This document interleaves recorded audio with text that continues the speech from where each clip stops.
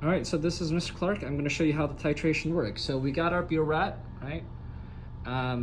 We've got our beaker of the analyte, the chemical we're analyzing. This year it's, 0.16 molar acetic acid. It could be a different chemical, a different year. And then we fill the burette with the titrant this year. So this year it's 0.1 molar NaOH, but it could be a different level chemical next year. You can see that it's currently at 0, right? So what we're gonna do is let it out in 2 milliliter increments. So, you can read it here. It's at 0 right now. So I'm gonna let it down to 2, stop, measure the pH, and then do it again at 4, 6, etc. Okay. So last thing, I'm going to add a few drops of phenolphthalein. So this is an indicator. So this will let us know when the pH gets to around 7. Just going to add a few drops. 1, 2, 3. Okay. All right, phenolphthalein in.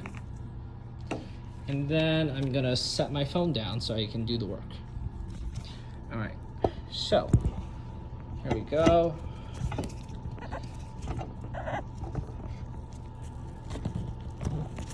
Clean up this phone. Okay, and I'm going to show you my data collection here for just a second. One thing you want to do, so usually it stops after 180 seconds. So in case your trial lasts longer, you want to increase this number. So I'm just going to set it at 8,000.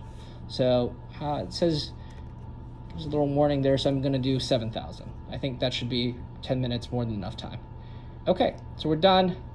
So you can see that it's starting to collect because it's plugged in. Right now, pH is around 3.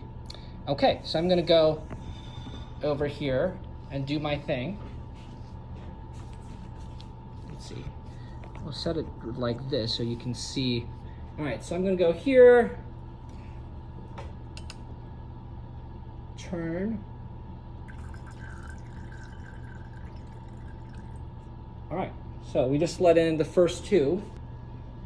Hi, there's Mr. Clark. So I just let in 2 mLs, and I'm showing you that right now the collection, so notice it's moved up on the graph. So it was around here before, or 3, but now it's higher.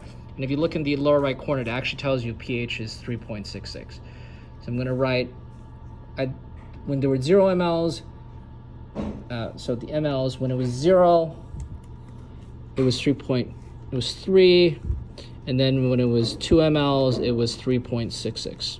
All right, so we're just going to keep going.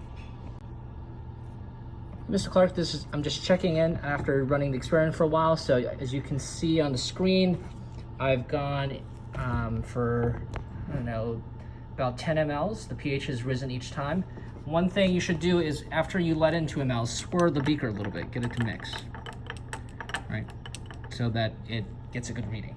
And maybe, wait like 10 seconds for it to stabilize.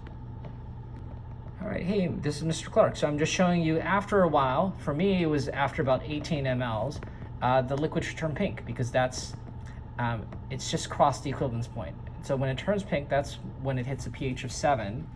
And you can see on the graphical analysis, you should get a, interesting. Here it's reading 6.3. Okay, hey, it's Mr. Clark. So actually, I think it might be accurate. So what happened was I swirled it some more and then the color went away.